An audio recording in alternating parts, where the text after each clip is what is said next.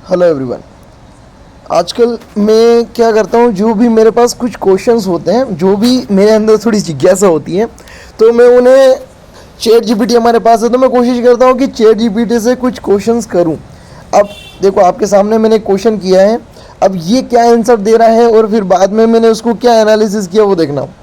जैसे मैंने क्वेश्चन किया उससे कि क्या ये करेक्ट है कि किसी इमेज को क्रिएट करने के लिए लाइट सोर्स की ज़रूरत होती है, मतलब लाइट की ज़रूरत होती है। तो इसने पहले आंसर क्या दिया है कि हाँ बिल्कुल सही हो कि इमेज को क्रिएट करने के लिए लाइट की आवश्यकता होती है, जैसे फोटोग्राफिक कैमरा हो गया, हमारी आइज़ हो गई।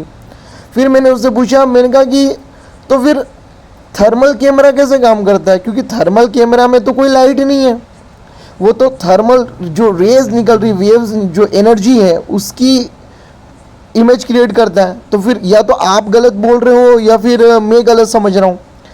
पूरा पढ़ो आप। तो उसने बोला कि बहुत सही पॉइंट उठाया आपने कि नॉर्मल विजिबल लाइट से बनती है, लेकिन इंफ्रा रेडिएशन यानी हीट एनर्जी जो है वो भी इमेज क्रिएट कर सकता है। ठीक है, ये पूरा आप पढ़ना उसको रोक करके, तो आपको चीज़ें और भी थोड़ी सी समझ में आएगी कि यहाँ पर क्या क्या कहानी हो जाती है। ऐसे मेरे बहुत सारे क्वेश्चंस हैं जिनको मैं करता रहता हूँ, और मैं चैट जीपीटी अंत में फिर यही करता है, देखना इसका लास्ट में कंक्लूजन देखना आप। ठीक है, तो फिर मैंने बोला कि तो ये बात तो गलत हो गई आपने कि जो इमेज को क्रिएट करने के लिए, कोई भी इमेज है या फिर जो फोटो है उसको क्रिएट करने के लिए लाइट की आवश्यकता होती है, जो आपने अभी पहले कहा। तो ये बात तो गलत हो गई है। तो क्या बात सही है, क्योंकि मेरे पास और भी चीज़ें हैं। अभी ये क्या बोलता है, ये बोल रहा है कि हाँ बिल्कुल सही बात है, बिल्कुल आपने सही पकड़ लिया है, सही बता दिया है कि इमेज को बनाने के लिए लाइट की ज़रूरत होती है। ये बात कम्प्लीटली ट्रू नहीं है। सही वर्जन क्या होगा कि विजिबल इमेज को जो बनाने के लिए है, बाकी ज़रूरत क्या है, थर्मल रे, एक्स रे, अल्ट्रासाउंड, एमआरआई, इन सब के लिए। फिर मैंने क्या पूछा, फिर मैंने कहा कि हाँ बात तो सही है, अल्ट्रासाउंड में भी तो हम इमेज जो है वो बिना लाइट सोर्स के बनाते हैं। इसके अलावा जब अल्ट्रासाउंड करते हैं तो वो जो आपकी बॉडी ऑर्गन के ऊपर जो जेल लगा करके फिर वो करते हैं, तो वहाँ तो कई लाइट बिल्कुल भी यूज़ नहीं आ रही है। सीटी स्कैन में ऐसा होता है, एमआरआई में ऐसा होता है, और भी जैसे वो हमारे चमगादड़ हो गए, तो वो तो कहीं यूज़ नहीं करते। इसका मतलब है कि साउंड एनर्जी और एनर्जी की हेल्प से भी हम इमेज क्रिएट कर सकते हैं। तो वो पूरा कंक्लूजन मेरे को चाहिए, वो बताओ मुझे, है ना। तो हाँ, तो फिर उसने बोला कि बिल्कुल आप सही कह रहे हैं कि एनर्जी से भी जो है इमेज क्रिएट हो सकती है, क्योंकि मेरा यही डाउट था, मेरे को यही पूछना था कि हाई एनर्जी फ्रीक्वेंसी से क्या इमेज क्रिएट होती है नहीं होती है।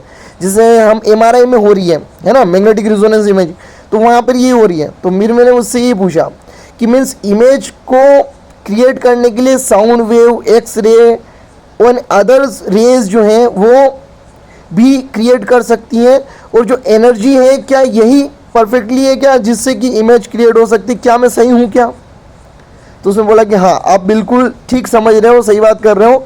साउंड वेव में उसने फिर सारी चीज़ बताई, अल्ट्रासाउंड में, एक्सरे में, सीटी स्कैन में, तो मोस्ट ऑफ द चीज़ें तो उसने अब ये बता दी कि हाँ विजिबल लाइट, यानी कि आईज पे बनने के लिए हमारी इमेज जो है वो खाली विजिबल लाइट, बाकी तो इमेज क्रिएट करने के लिए है। तो मैंने उसको एंड में फिर यही कहा कि थैंक यू, लेकिन आप जो है पूरा नॉलेज दिया करो, क्योंकि शुरू हम कोई 9वीं 10वीं वाले बच्चे तो हैं नहीं, तो उस टाइप से, क्योंकि वी आर द रिसर्चर्स, तो हमें पूरा नॉलेज चाहिए होता है, क्योंकि हम कोई वो छोटे बच्चे जैसे नहीं हैं।